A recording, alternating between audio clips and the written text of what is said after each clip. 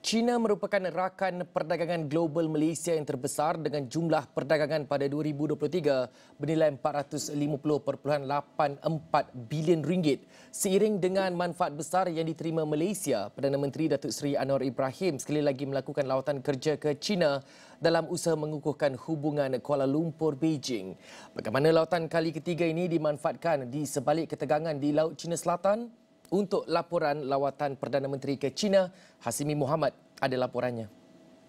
Baik, terima kasih rakan tugas di Bukit Jalil Kuala Lumpur. Langsung kita bawakan perkembangan sempena dengan lawatan kerja Perdana Menteri Datuk Seri Anwar Ibrahim ke China bermula 4 November hingga 7 November 2024.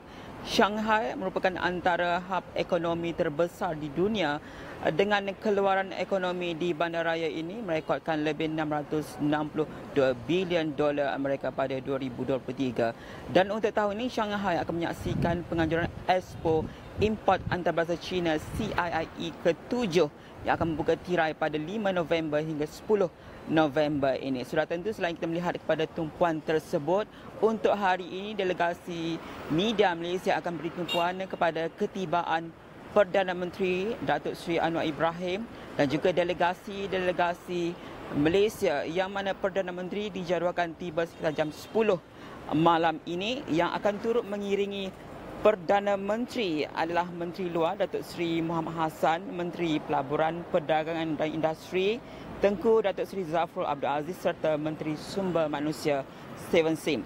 Dan sebenarnya Wisma Putra maklumkan dalam kenyataan semalam bahawa Malaysia diberikan penghormatan sebagai Country of Honour di CIIE ke-7 pada tahun ini. Dan selain kita melihat kepada tumpuan ucap taman yang telah disampaikan oleh Perdana Menteri Datuk Seri Anwar Ibrahim pada Expo berkenaan, untuk lawatan kerja kali ini juga Perdana Menteri dijadualkan mengadakan pertemuan dua hala bersama dengan rakan sejawatnya Lee Chang bagi berbincang hubungan dua hala. Sudah tentu untuk kita lihat manfaat yang lebih besar seperti dengan lawatan kerja ini kerana ini merupakan lawatan kerja kali ketiga Perdana Menteri ke China selepas kali pertama adalah pada Mac 2023 disusuli dengan September 2023. Dan kita melihat juga untuk usaha mengukuhkan hubungan dua hala sempena dengan sambutan ulang tahun ke-50 hubungan diplomatik antara Malaysia dan China pada tahun ini. Dan lebih 5 dekad hubungan diplomatik Malaysia-China telah membuahkan pelbagai manfaat dan keberuntungan kepada Kuala Lumpur yang dibuktikan dengan China menjadi rakan dagang terbesar Malaysia sejak 2009. Sudah tentu jadual padat menanti Perdana Menteri di Shanghai sebelum meneruskan lawatan kerja beliau di Beijing selama 2 hari bermula 6 November. Yang mana untuk di Beijing, Perdana Menteri dijadual mengadakan kunjungan hormat ke atas Presiden China Xi Jinping.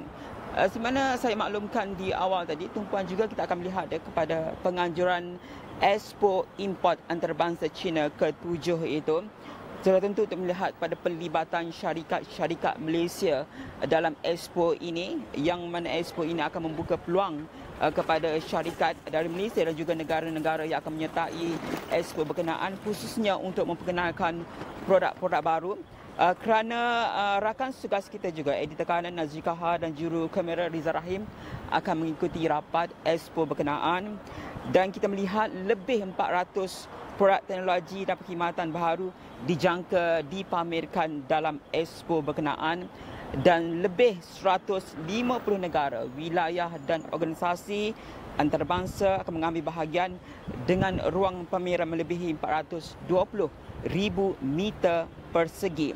Dan bagi pameran perniagaan dan perusahaan, seramai lebih 3,400 peserta dari 129 negara dan wilayah akan mengambil bahagian dalam Expo berkenaan. Sudah tentu kita akan bawakan banyak perincian mengenai lawatan kerja Perdana Menteri Datuk Seri Anwar Ibrahim ke China dan juga Expo Import Antarabangsa China ke-7 di bulletin-bulletin seterusnya. Untuk jam ini saya kira setakat ini dulu laporan Hasimi Muhammad dari Shanghai, China untuk Astro Awani.